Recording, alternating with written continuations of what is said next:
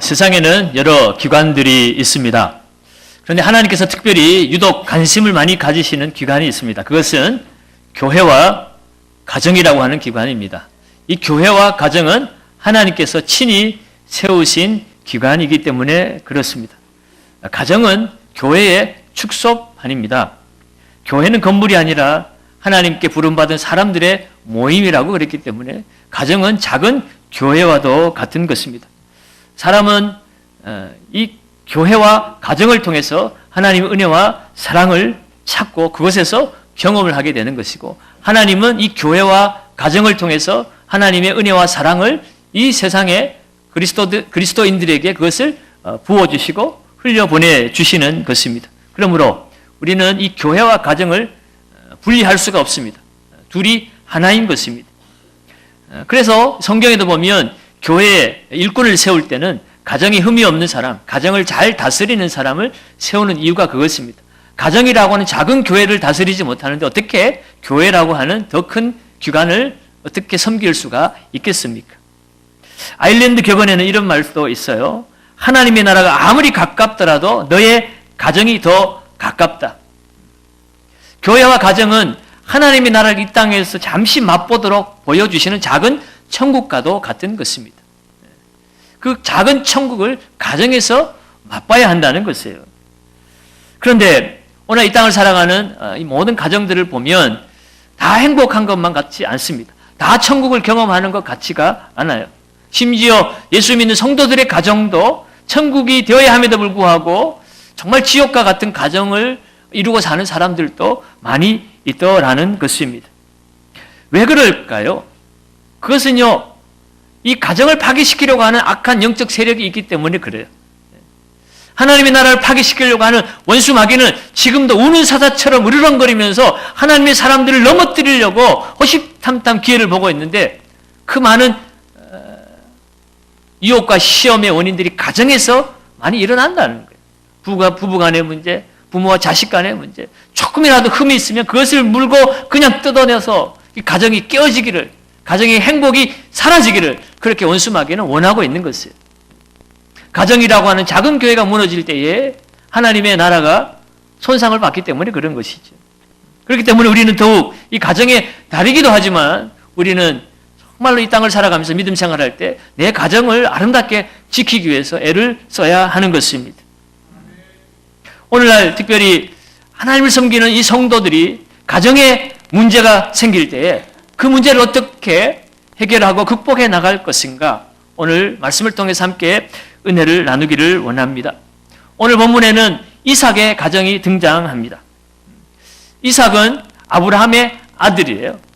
하나님께서 아브라함에게 약속의 자녀를 주시겠다고 약속하셨는데 그 약속의 자녀 아브라함이 100세 되어서 낳은 그야말로 소중한 아들이죠. 오랫동안 기도하여 얻은 아들입니다. 그리고 하나님이 친히 약속하셔서 하나님이 보내주신 자녀입니다. 그러니 이삭의 가정은 얼마나 믿음의 아름다운 가정입니까? 그런데 이 가정에도 문제가 있었습니다. 어떤 문제였을까요? 오늘 본문을 가만히 살펴보면 이삭이 20절에 보면 40세의 리브가를 맞이했다고 기록하고 있습니다. 다시 말해서 40세에 결혼했다는 거예요. 노총각이 40이 되어서 겨우 결혼을 한 것입니다. 그리고 아이를 낳았는데 26절에 보니까 쌍둥이 아들을 낳았을 때가 이삭의 나이가 60세라고 오늘 성경은 기록하고 있습니다. 그러니 결혼을 하고 자녀가 태어나기를 바랐는데 20년 동안 자녀가 태어나지 않았다는 것이에요. 이 이삭의 가정의 문제는 자녀가 임신이 되지 않는 문제가 있었던 것입니다. 오늘 본문에도 그것을 이야기하고 있어요. 오늘 21절 상반절 말씀에 보면 이삭이 그의 아내가 임신하지 못함으로, 임신하지 못하는 것이 가정의 문제가 되었다는 것이에요. 가정을 행복하게 만드는 요소들이 많이 있지만 그러나 그 중에서도 정말 중요한 요소 중에 하나는 자녀입니다. 자녀가 없는 가정은 반드시 그런 것은 아니지만 자녀가 있는 가정보다 좀 쓸쓸하고 외로운 경우가 많아요. 그리고 가정의 활력이 떨어지는 경우가 많습니다. 그렇기 때문에 오늘 이 이삭의 가정에 이 자녀가 없다고 하는 것은 이 보편적으로는 문제가 있는 것이라고 말할 수 있습니다. 물론 요즘 젊은 사람들은 뭐 우리끼리 잘 살자고 일부러 자녀를 원하지 않는 그런 시대도 되었습니다만, 보편적이고 일반적인 가정은 결혼을 하면 이 자녀를 낳아서 가정을 대를 이어가는 것은 본능인 것이고, 또 그것을 다 원하고 바라고 있습니다. 물론 아이들이 있다고 해서 반드시 행복한 것은 또한 아닙니다. 자녀 때문에 맨날 사고나 치고 부모 속썩이는 그 가정에서는 이놈의 자식 차라리 없으면 좋았을 것을 하며 후회하는 가정도 있기는 합니다. 그러나 그것은 뭔가 문제가 있어서 그런 것이고요. 그러나 보편적으로 정말 자녀가 없는 것이 이 가정에 많은 근심거리가 될 수가 있어요.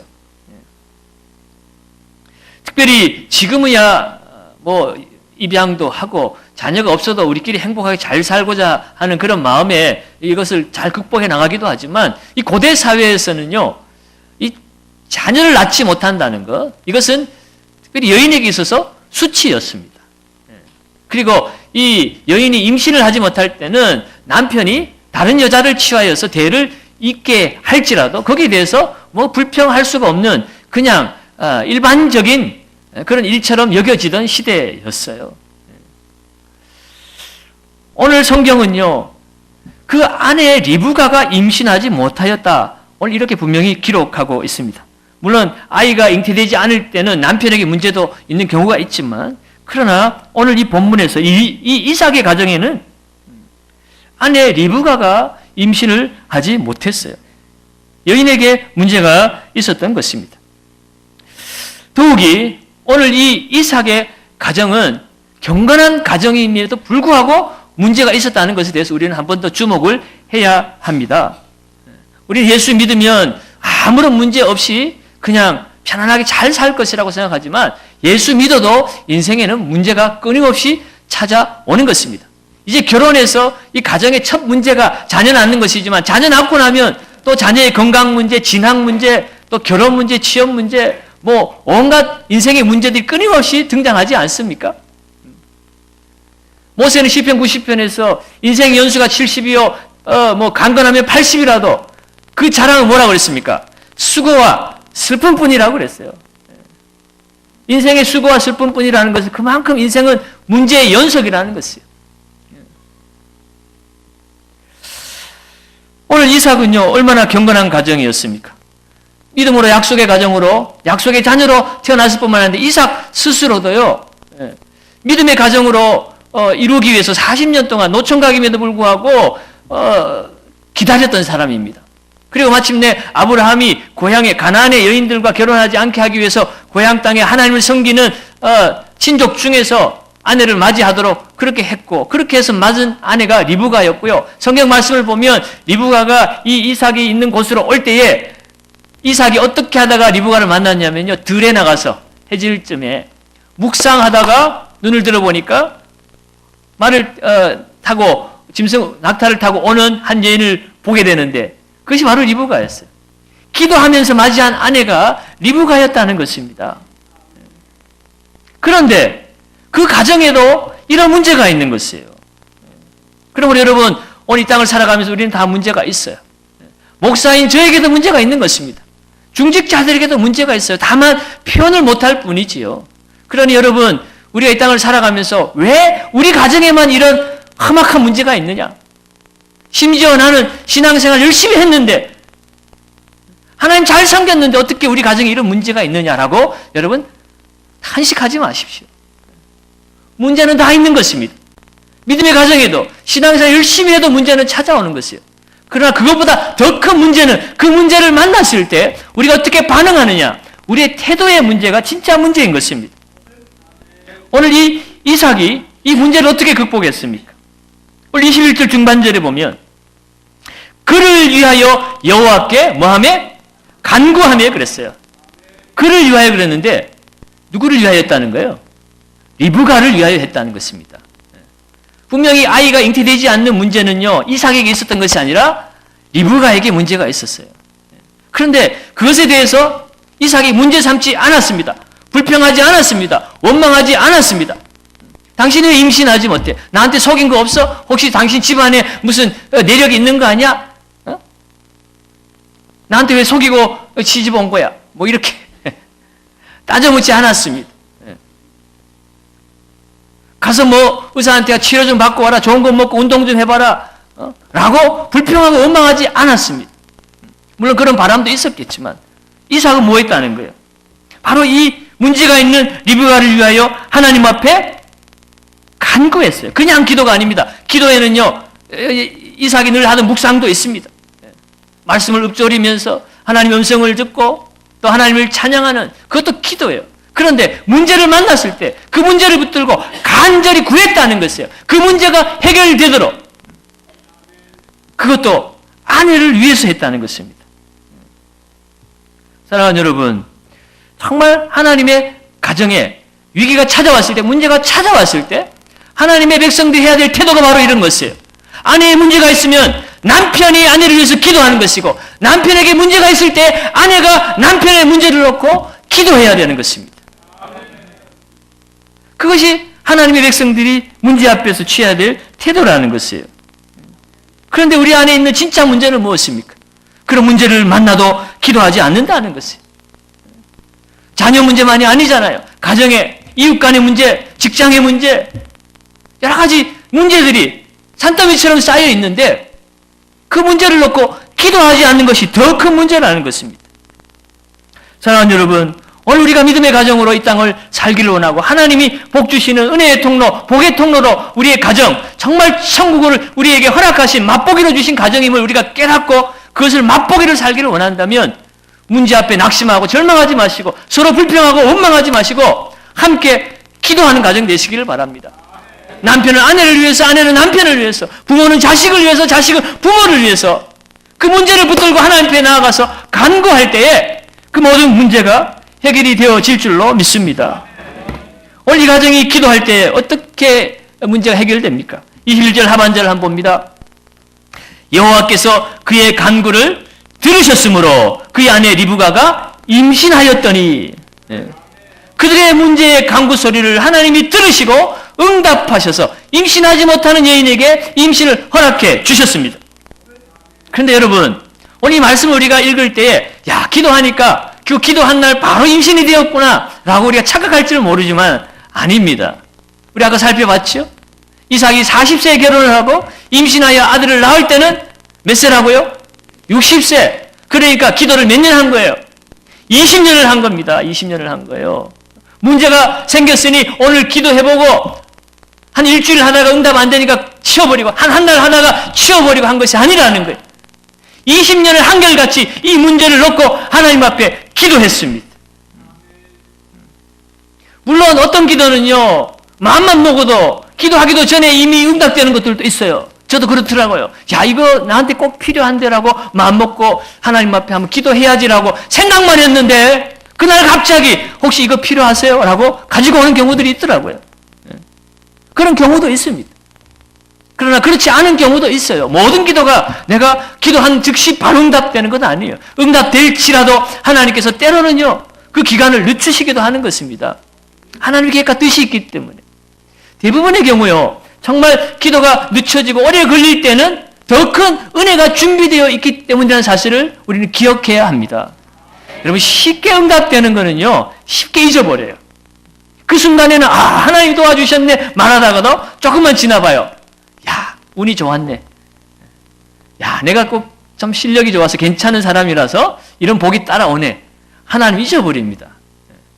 그러나 힘들게 어렵게 그 기도의 응답이 안 되는 순간에 우리는 어떻게 됩니까? 기도하면서 깎여지고 따라지고 나는 아무것도 아니구나. 나 같은 인생이 어떻게 이 땅 가운데 살 수 있는가.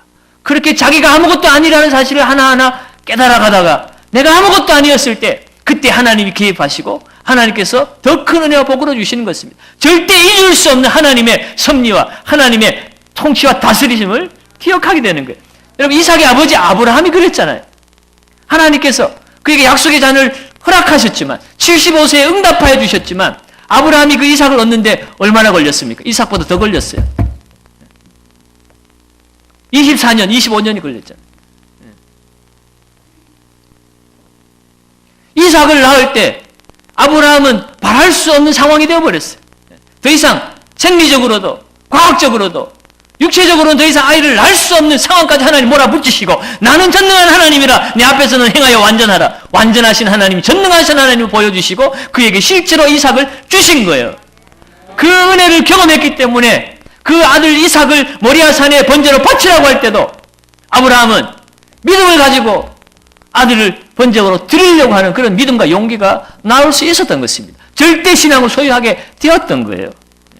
그러면 여러분, 우리가 기도할 때 우리의 문제가 빨리 응답되어지지 않는다고 해서 좌절하거나 절망하지 마시기 바랍니다. 오늘 이삭이요 20년 동안 한결같이 포기하지 않고 기도할 수 있었던 이유가 어디에 있었겠습니까? 그 아버지의 믿음을 그가 본 대로, 그가 배운 대로 하는 것이에요. 아브라함이 이삭에게 왜 이야기하지 않았겠어요? 너는 이곳에 태어날 수 없는 아이인데 이곳에 있다. 얼마나 많이 말을 했겠습니까? 그러면서 무슨 얘기 했겠어요? 하나님의 약속은 반드시 이루어진다. 그 약속이 덜이 이루어질지는 모르지만 하나님의 약속은 폐기되어지지 않는다는 사실을 바로 네가 증거다. 네가 증거다라는 거예요. 이삭은요, 그 하나님의 약속은 반드시 이루어진다는 그 약속의 말씀을 자기가 자기 스스로의 증거를 삼고 살았던 사람입니다. 그래서 그 20년이라는 시간을요, 그는 포기하지 않고 좌절하지 않고 하나님 앞에 엎드려 기도할 수 있었습니다. 사랑하는 여러분, 오늘 우리도 인생의 가정에 여러 가지 어려운 문제를 만났을 때 여러분, 하나님이 우리의 가정을 지켜주신다는 사실 앞에 하나님의 선한 뜻을 가지고 합력하여 선을 이루실 그 하나님을 기대하고 바라보며 끝까지 기도하며 나아가시기를 바랍니다. 기도했더니 하나님께서 응답을 해주시는데요, 그냥 더블로 응답을 해주세요. 임신을 못해서 기도했는데 아들 하나만 낳아도 감사한데 단번에 아들을 둘이나 주셨어요. 임신을 했더니 22절에 보니까 그 아들들이 그 태 속에서 서로 싸우는지라. 아들 하나가 아니라 배 안에 아들들이 있었어요. 그게 쌍둥이지요. 그런데 여러분, 문제 하나 해결하고 나면 영원히 문제 없습니까? 또 다른 문제 생긴다고 그랬죠. 눈앞의 문제가 너무 커 보여가지고 다른 문제를 잊어버리고 있었을 뿐이지. 하나 문제 해결하고 나면은 그동안 잊어버리고 있던 보이지 않던 문제가 크게 보이기 시작합니다. 오늘 아들 하나만 있었으면 좋겠다고 20년 동안 부르짖었던 그 문제가 해결하고 나니까 이번에는 또 어떤 문제가 생겨요? 뱃속에서부터 둘이서 치고받고 싸우는 거예요. 저는 임신을 안 해봐서 모르겠는데 여러분 어때요? 뱃속에서 아이가 뭐 움직이는 것, 어머니들은 대충 짐작이 가나요? 뭐 발로 차고 뭐 이런 거 움직이는 건 알지만 근데 싸우는 건 또 어떻게 알아? 알아요? 쌍둥이 임신 안 해봤는데 안다니 참 좀. 어쨌든요, 리브가는 그래서 알았어요. 얼마나 당황스럽습니까? 그 사랑스러운 아이들이 속에서 치고받고 싸우니까 도대체 이게 무슨 일이냐 근심하고 염려가 됩니다. 어떻게 해야 돼요? 문제를 만날 때 성도는 어떻게 해야 됩니까? 기도해야 되잖아요. 오늘 22절 하반절에 그가 이르되 이럴 경우에는 내가 어찌할꼬 하고 가서 어디로 갔을까요? 여호와께 묻자온대. 하나님 앞에로 다시 달려간 거예요. 그리고 하나님 앞에 물었습니다. 하나님 앞에 기도했다는 거예요. 부인이 문제가 생겨서 고통할 때 남편이 그것을 놓고 기도했고, 자녀가 싸우고 고통하고 문제가 생기니까 어머니가 기도하는 것입니다, 여러분. 기도를 통해서 그 문제의 해답을 찾게 돼요. 도대체 왜 이런 일이 일어나고 있는지. 하나님 응답을 주십니다. 23절이에요. 23절 한번 읽어봅니다. 여호와께서 그에게 이르시되 두 국민이 내 태중에 있구나. 두 민족이 내 복중에서부터 나누이리라. 이 족속이 저 족속보다 강하겠고 큰 자가 어린 자를 섬기리라 하셨더라. 아멘. 그 안에서 두 아이가 서로 다투고 싸우는 그 문제를 안고 기도했더니 하나님은 더 깊은 뜻을 가르쳐 주십니다. 그 자녀들을 향한 하나님의 놀라운 계획이 있음을 알려주시는 것이에요. 여러분, 보통 한 가정에 그 가정의 어떤 유업을 이어받을 자로는 장남을 통해서 그렇게 행하지요. 우리 동양 문화권에서도 그렇고 이스라엘도 그랬습니다. 그 가정의 가문의 모든 어떤 위협을 정통으로 이어받을 사람은 장남이었다는 것이에요. 그래서 이 신명기 율법에도 부모가 자녀에게 유산을 물려줄 때 장남은 다른 자녀들의 2배의 몫으로 물려주었어요. 그래서 우리 지난 시간 엘리사가 엘리야에게 간구할 때 당신에게 하시는 그 성령의 역사가 갑절로 내게 주어지기를 원합니다라고 구했잖아요. 그것은 엘리사가 엘리야 당신보다 내가 능력이 2배가 돼서 더 유명한 사람, 더 2배나 유명한 사람 되기를 원합니다. 그걸 구한 게 아니고요. 하나님께서 당신에게 부어주신 그 성령의 역사가 나에게 동일하게, 나에게 그 영적 권위가 장자권으로 내게 흘러가게 해달라는 그런 기도였다는 것이에요. 자, 그런데 오늘 이 가정에 어떤 문제가 생겼습니까? 분명히 장자는 에서였어요. 차남은 야곱입니다. 그런데 하나님의 계획과 뜻이 어디에 있는 것이에요? 큰 자가 어린 자를 섬기리라.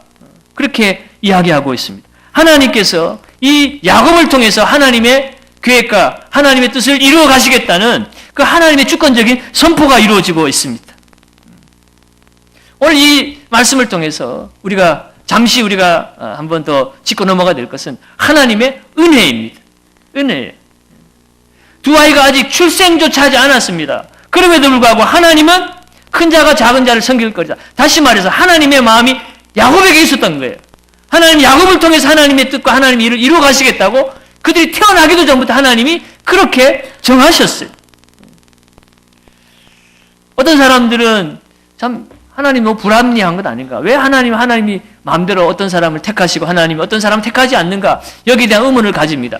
그래서 조금 더 마음 편하게 하고 싶어서요. 어떤 사람은 이렇게 해석을 하기도 해요.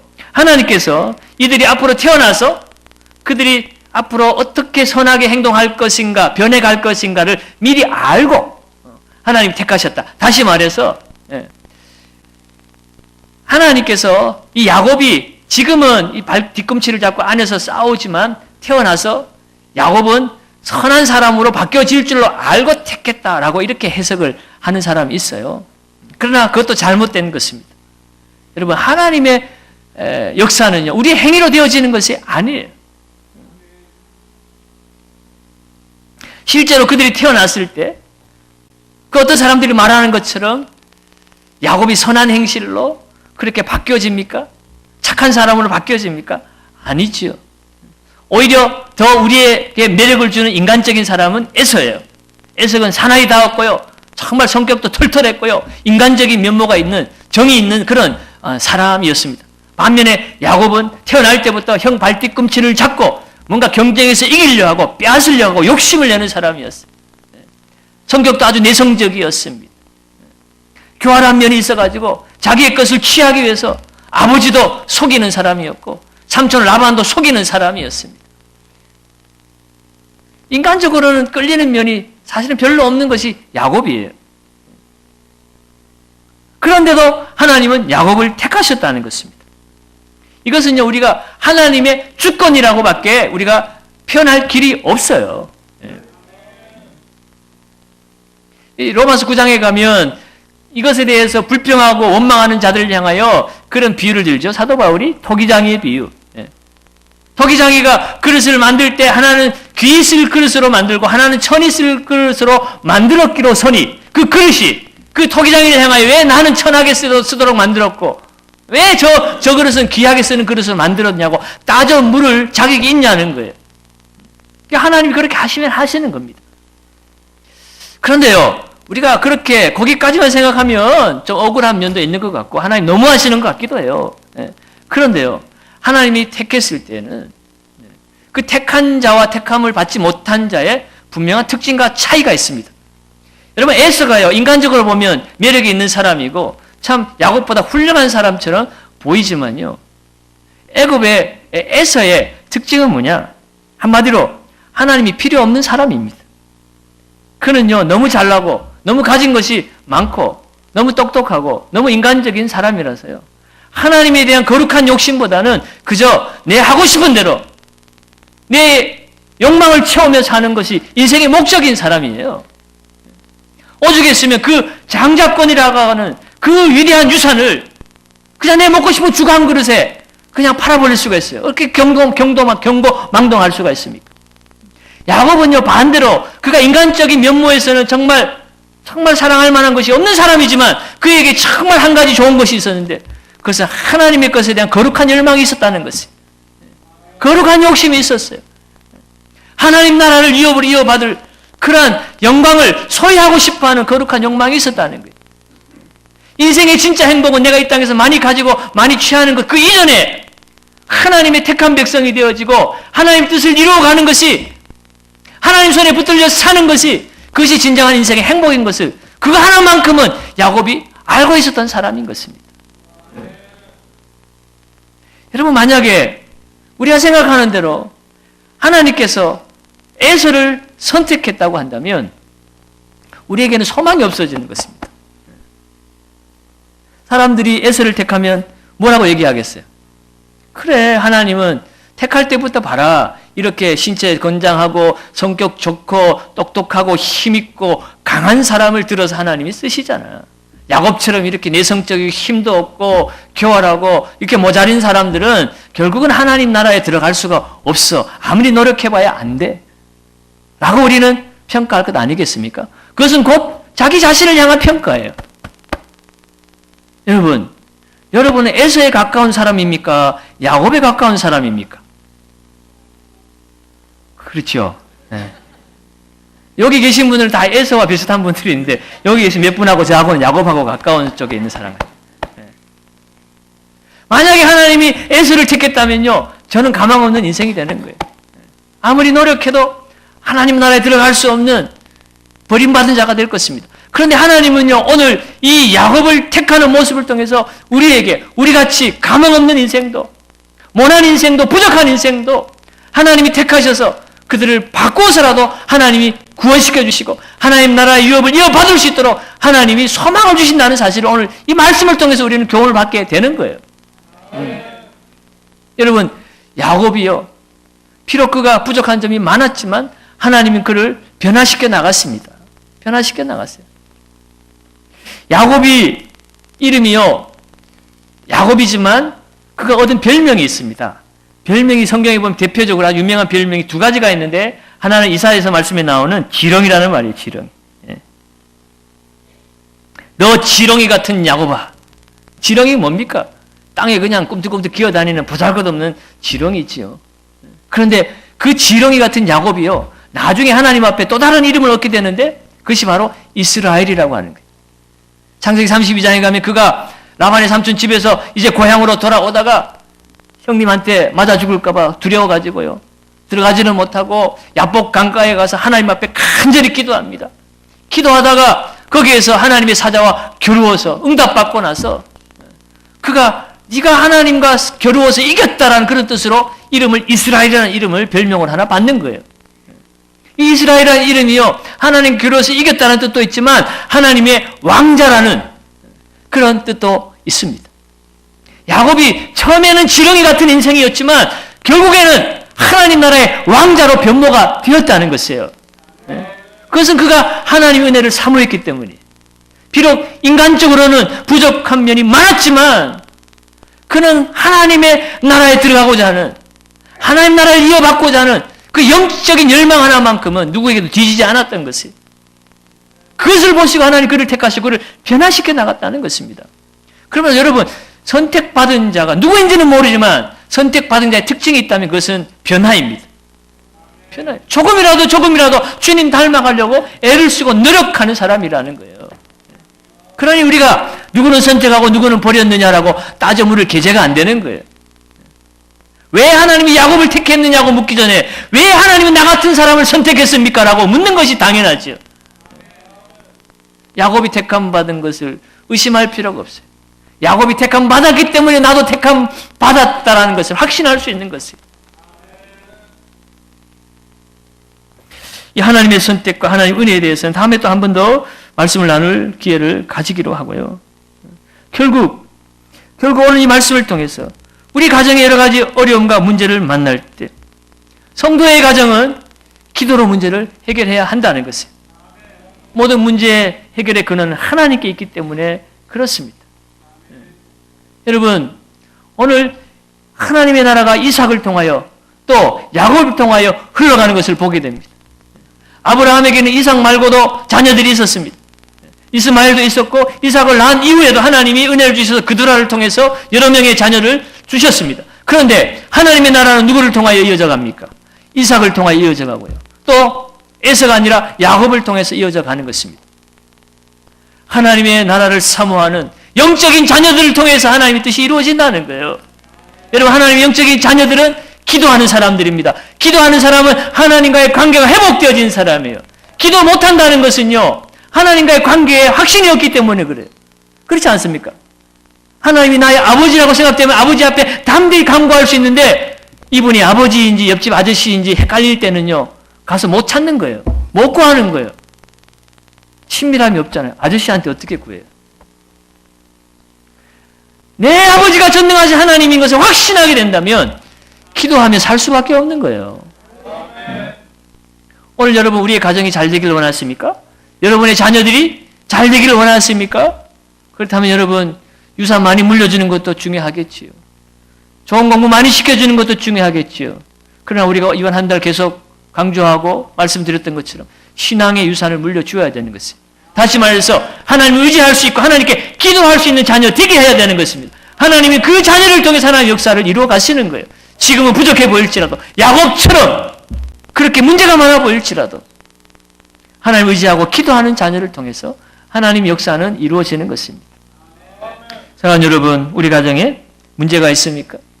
여러분의 남편과 자녀와 아내에게 문제가 있습니까?